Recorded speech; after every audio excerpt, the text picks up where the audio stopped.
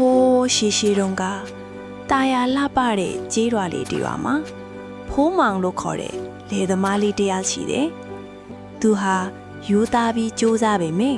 အရန်ကိုဆေးရဲရှာတယ်။ဒီနေ့မှာတော့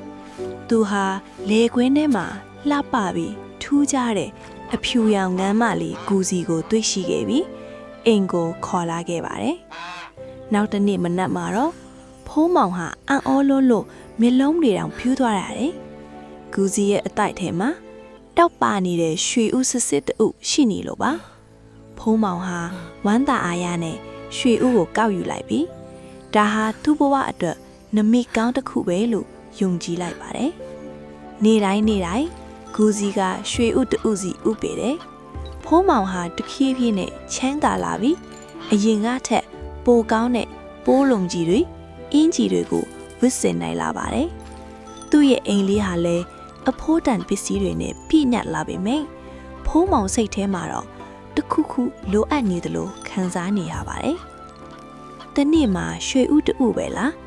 ငါလိုချင်တာတွေဝယ်ဖို့အရန်နေတာပဲလို့ဖိုးမောင်ကညည်းတွားမိတယ်။သူဟာအရင်ကထက်ပိုပြီးတော့မြန်ဆန်ချမ်းသာခြင်းလာတယ်။သူ့ရဲ့လောဘစိတ်တွေကတထီးထီးနဲ့ထိမ့်မနိုင်သိမ့်မရကြီးထွားလာပြီးစိတ်မရှိဖြစ်လာပါတော့တယ်။ဒီငန်းရဲ့ဘိုက်ထဲမှာရွှေတွေအများကြီးရှိနေမှာပဲ။ငါသာအကုန်ယူလိုက်ရင်တခါတည်းနဲ့တထီးကြီးဖြစ်သွားမှာလို့ဖိုးမောင်ကကူးစီကိုကြည့်ရင်မကောင်းတဲ့အကြံတွေထုတ်နေပါတော့တယ်။သူဟာရရှိထားတဲ့အရာတွေအပေါ်မှာမကြည်နပ်နိုင်တော့ပဲပိုရဟိုပဲကြံစီနေပါတယ်။ဖိုးမောင်ဟာစိတ်မရှိနိုင်တော့ပဲလက်ထဲမှာဓာတ်တစ်ချောင်းကိုကိုက်ပြီးကူစီကိုဖမ်းလိုက်ပါတယ်။ကူစီကတော့သူ့သခင်က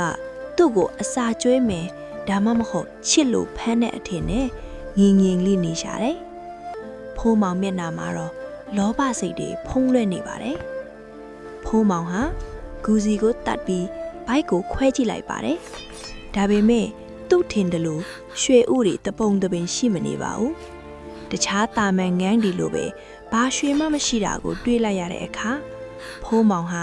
လက်တွေတုံရင်ပြီးထိတ်လန့်သွားပါတယ်။သူမျောလင့်ထားတဲ့ရွှေတွေအစားဘာမှမရှိတဲ့အဖြစ်ကသူ့ကိုတုံလုတ်စေပါတယ်။ဖိုးမောင်ဟာအမားကြီးအမားသွားပြီဆိုတာသိလိုက်ရပါပြီ။အခုဆိုရင်နေ့စဉ်ရနေတဲ့ရွှေဥတွေလည်းထပ်မရတယ်လို့သူ့ကိုချမ်းသာစေခဲ့တဲ့ကျေးဇူးရှင်ကူစီလည်းအသက်မရှိတော့ပါဘူး။သူဟာအိမ်ထောင်မှာထိုင်ပြီးမိမိရဲ့လောဘကြောင့်အရာအလုံးဆုံးရှုံးသွားတာကိုရှိုက်ကြီးတငင်ငိုကြွေးနေမိပါတယ်။နေဝင်သွားပြီးမှောင်မဲလာတဲ့အခါဖိုးမောင်ဟာသူ့ရဲ့အရင်က